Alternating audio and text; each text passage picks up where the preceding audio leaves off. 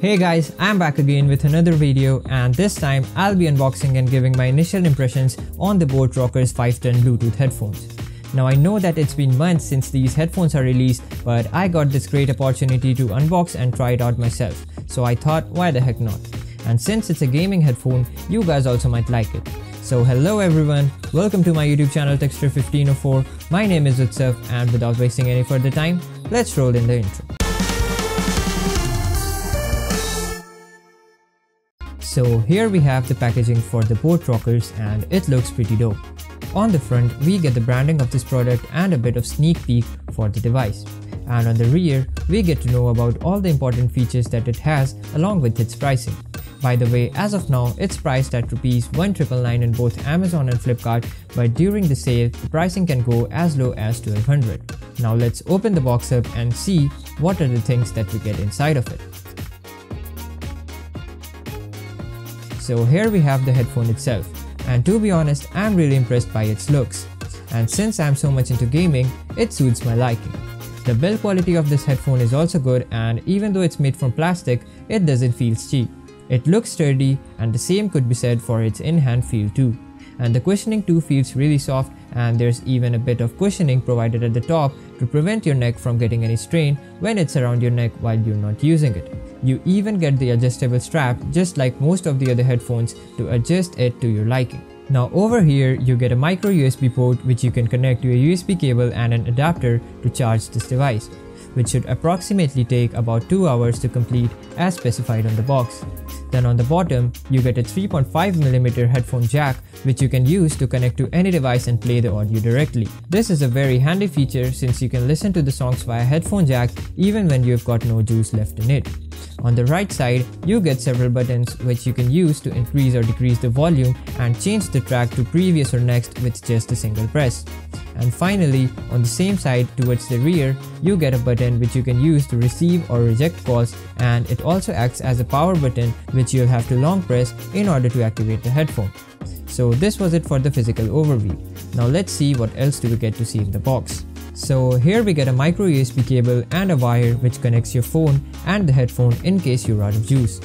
The quality of both the wires are average, and if handled with care can last you for a long time. Now let's talk about the connectivity. So in order to connect this headphone via Bluetooth, you need to press and hold the power button that I mentioned about earlier. Once you do that, a blue colored light will start to flash. And then you've got to turn on the Bluetooth in your phone or laptop or whatever you'd like to use it with. Once done, it'll automatically search and display the name of the headphone. So simply tap on it and it'll connect.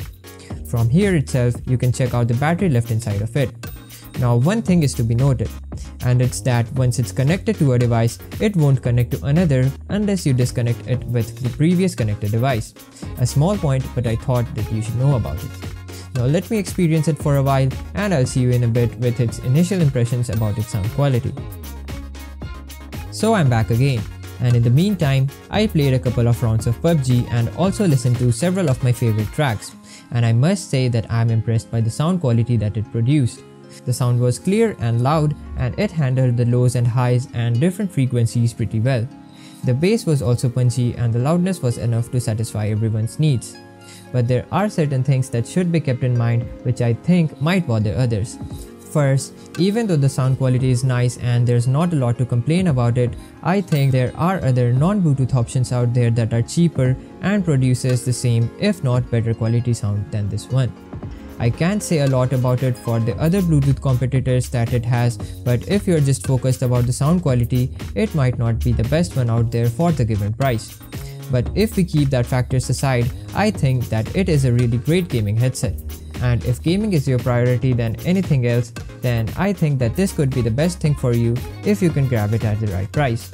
With battery that lasts for more than 10 hours, a durable, comfortable and cool looking design, loads of features and above average sound output, there's not a lot to complain about it.